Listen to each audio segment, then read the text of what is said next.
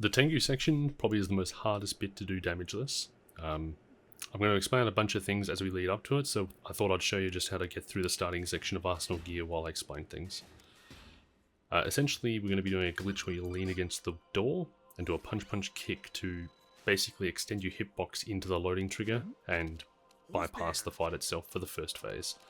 However, we're going to be throwing 4 stun grenades to knock out the guards along the way, and it is like incredibly annoying to try and do it damageless, because sometimes a certain guard might not get knocked out by the stun grenade and whatever else could happen.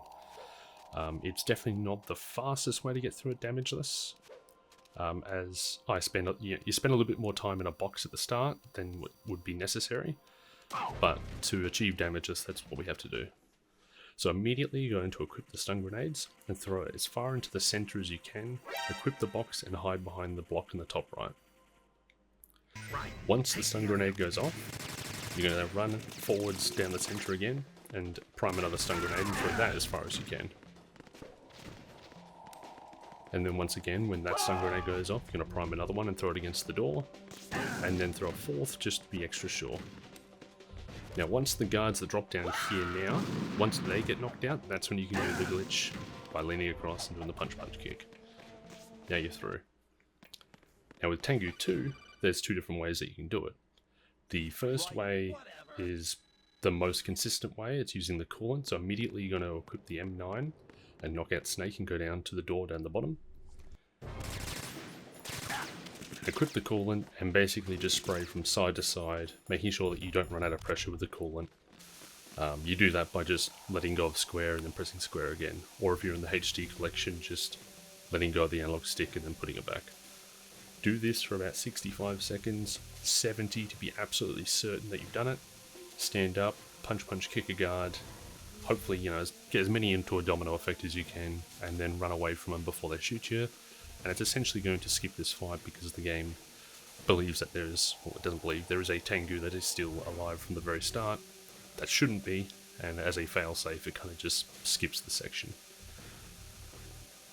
Going back to the original, the Tengu first, fight at the start there.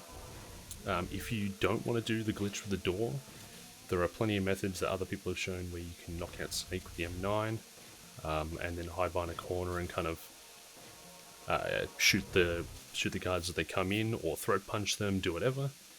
It is even more ridiculously hard than what is shown just now to do damageless, so I haven't really added it because it's not necessary for the sake of doing it in a speedrun sense.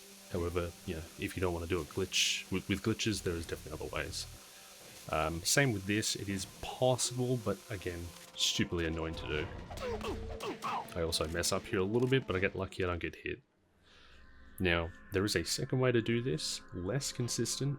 It involves punching a guard so that you can grab him in a chokehold, you drag him down into the orange section away from all the other guards, and the same principle. There's a guard that's alive from the very start that shouldn't be, game hits like a sort of fail-safe and then skips the section. So now what we're going to do is we're going to count to 10. The second that you grab him, that's number 1.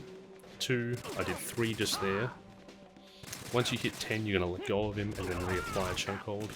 Do 3 more, let go again, and then reapply a chokehold, and then just do 1 after the other, like just 1, let go, 1, let go.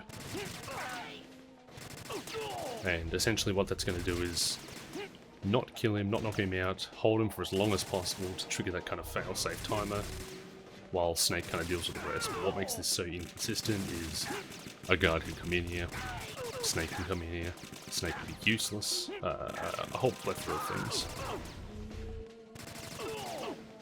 So that was 10 there, now I've reapplied, so that's 1, 2,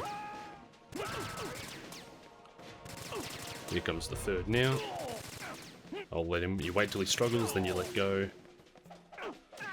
And then we go back to just doing 1 after the other. It will come up with the, joke game over screen here. Anyone that knows how to read all the stats here, best of luck. This is just a random load save, so it clearly says they've taken 1,274 points of damage. Not that very damageless, but just the save that I had at the time. Once you've eventually got to a point where he gets knocked out, just try and hide in the corner, and again, the bit will kind of skip over, and then that's done. Tengu 2 is now over.